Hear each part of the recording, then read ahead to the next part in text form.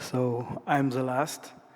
And it's not easy, after such brilliant speakers to speak, and I hope it will be interesting because I going to take all the situation to some other side, to some dark side. I call it, to all the cyber area, I call it the dark side of technology. Because we build technology that mean to make our life better, and all this conference is dealing by how we can do our life better, how Azerbaijan will be more developed and more strong, and this is why we're here. And the risks and threats are everywhere in the technology. The technology bring with its many issues that we should focus them and see it. And because it's university academic conference, I can tell you that in Israel, we develop some courses and some paths of education to many kind of population, from youth through academic and to management and directors. And I think I can only advise, because we want Azerbaijan be strong and be safe. We think it can be part of it, at least adapt here. And I can say that we will glad to help you to do so. But here I want to say some things. When I ask people what is cyber, what is this area, most of the people told me that it's about technology, about computers, networks, and it's something that you can't really touch, because it's bits and bytes that go through the air. Everything is right. But I used to say, in my point of view, first of all, the heart of this environment is a human factor. We, people, we build this environment, we affect it, and we are affected by this environment. Every technology, every system, every software have weaknesses and vulnerabilities. And if we don't try to defense, and I use the term of defense and not security, because security, in my point of view, is a level of the defense. For example, we need also intelligence, we need cooperation. I can tell you from my experience, in Israel, we put guards in the gates of every mall and every governmental building and any important place. The guard need to check and find and deter any potential terrorist, but the terrorist can come and expose himself on the guard, or take out a knife or pistol and try to harm the guard. We want to catch him before, in his base or in his way. The same thing in the cyber area. Our infrastructures suffer hundreds of attacks every day. Hundreds attacks every day. And we try to keep them. I can tell you that we started to talk about the need to defense of critical infrastructures. It was 30 years ago. And fortunately, it was like a miracle.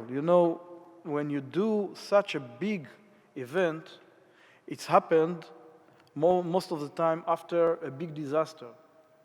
But we could show what could be to our infrastructure if someone had them, because we knew what we can do, And we show to our government in the 90s what could be in some infrastructure. For example, we do a little maneuver with a malware we took from the internet. It was not malware we developed even. It was what we call commercial Trojan, commercial malware.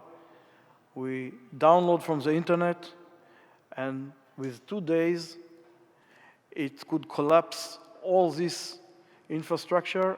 And if it happened really, if we didn't stop it, the situation could be like what happened in Hiroshima 1945, without explosive, without nuclear. And the government of Israel understood.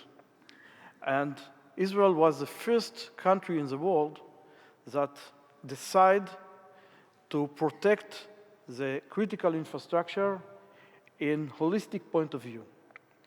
And in Israel, we have private sector and governmental sector, and the meaning of the governmental sector is it needs to be the regulator for the others. And it needs to be also commander from time to time. I can tell you that all the attackers, the successful attacks that have been in the last 2 years were because the defenders didn't done what they should do. And in every attack, they're involved of a human.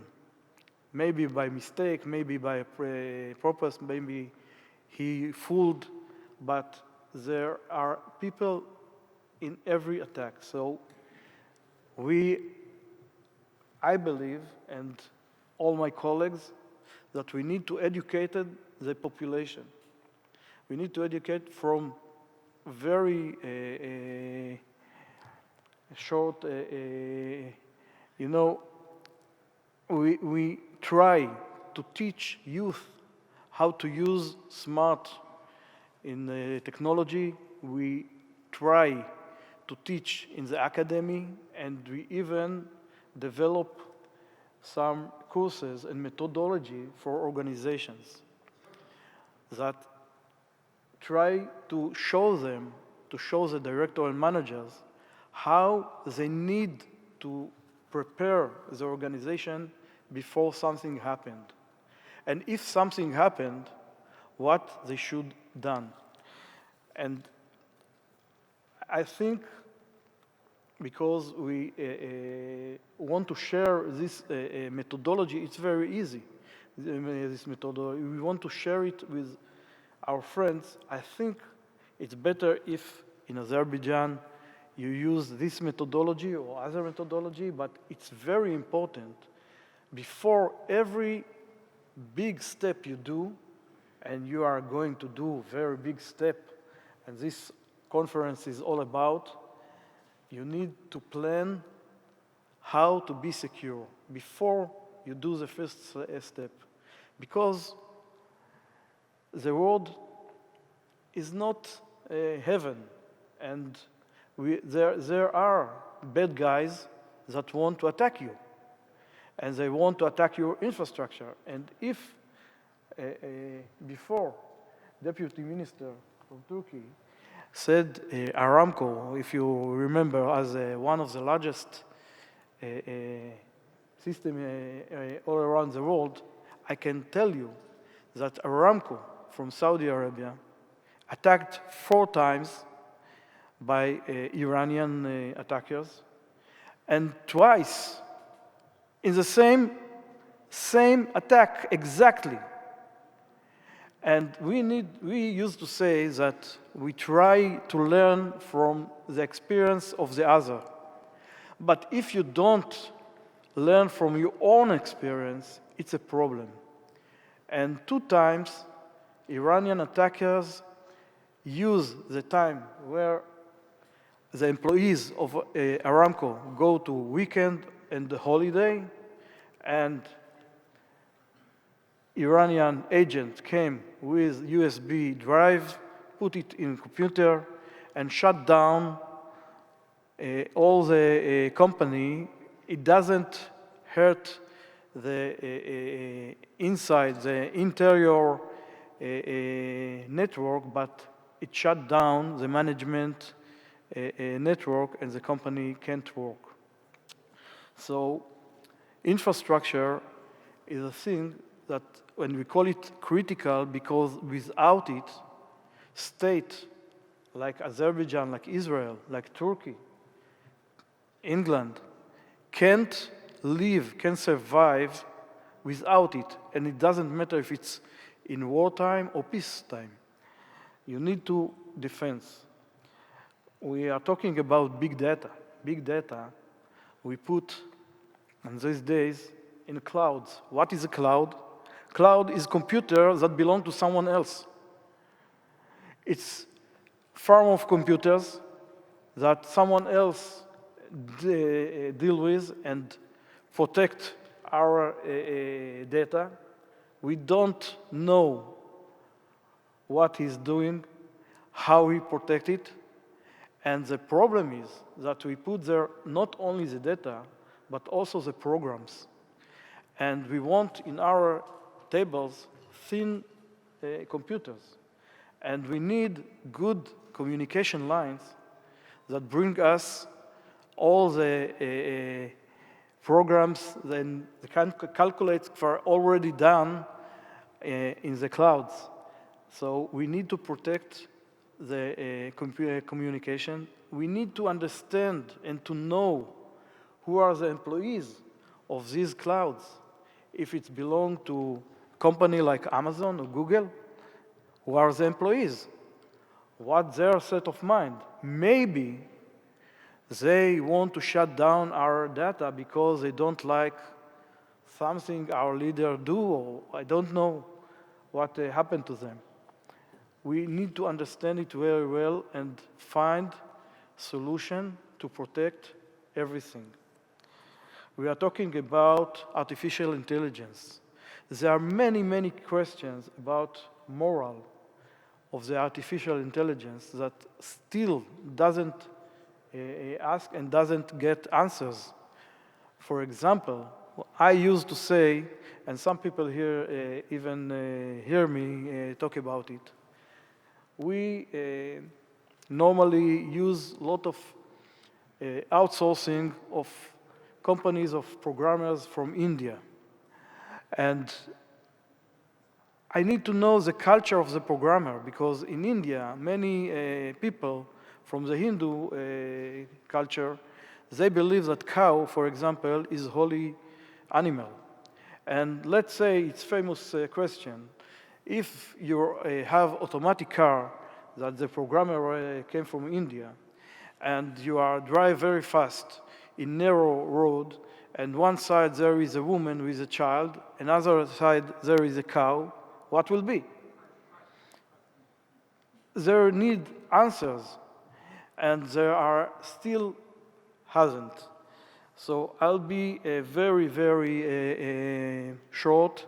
I only say that the COVID time, the last 2 years, changed a lot. And it's also because of the change, because many companies, many academic work from long distance, it makes the attack surface wider and more dangerous, because many people use unsecure devices at home. They don't know how to configure it, the routers, how to change even password. And it's bring abilities to many, many attackers and even hackers, children hackers.